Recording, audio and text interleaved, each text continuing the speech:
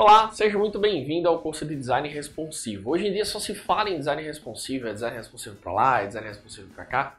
E claro, a primeira coisa que a gente precisa fazer antes de começar um curso de Design Responsivo é entender de fato o que é esse tão falado Design Responsivo. E quando eu falo tão falado, é tão falado mesmo, é programador, é designer, ou front-end, como a gente está chamando agora. Então vamos lá, vamos entender claramente o que é Design Responsivo. Primeiro a gente precisa voltar um pouco no tempo e lembrar como era o trabalho dos web designers, que a gente era feliz, eu costumo dizer que a gente era muito feliz e não sabia. A gente tinha basicamente uma resolução. A gente fazia sites para 640 por 480. Depois de muito tempo surgiu uma resolução nova, 800 por 600, e aí a gente já ficou naquela, poxa, tem que fazer site agora para qual resolução? E aí depois 800 por 600 ficou padrão, até que surgiu 1024 por 768, mas as pessoas falaram, tem pouquíssimos monitores, então não precisa nem dar muito valor. O fato é, a gente tinha duas resoluções no máximo para fazer sites, só que hoje a gente tem inúmeras resoluções. No momento em que eu estou gravando esse curso, a gente tem pelo menos mais de 20 tamanhos de telas diferentes. E aí surge aquela dúvida na cabeça de um web designer. Faço para todas as telas? É viável? O projeto tem orçamento suficiente para tanto trabalho assim?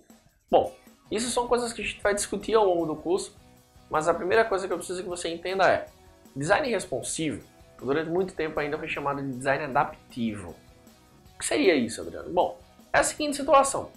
Eu tenho um site que foi projetado para desktop. Então ele tem lá a largura, vamos colocar que ele foi feito para 1024 por 768.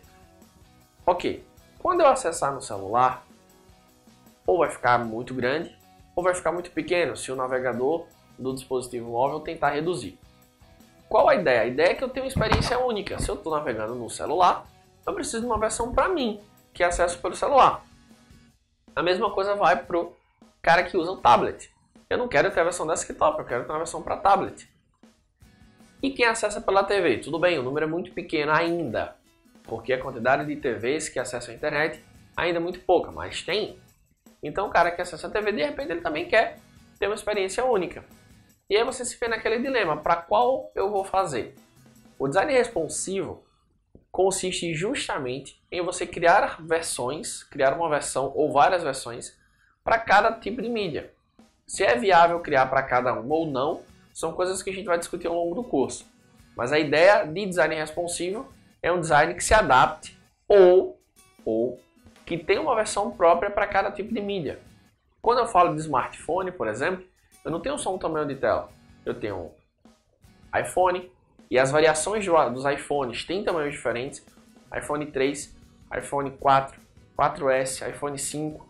Quando eu falo de Galaxy, por exemplo, eu tenho um Galaxy Young, Galaxy Ace, S2, S3, S4. Eles não têm exatamente o mesmo tamanho de tela, eles não têm exatamente o mesmo tamanho em termos de resolução.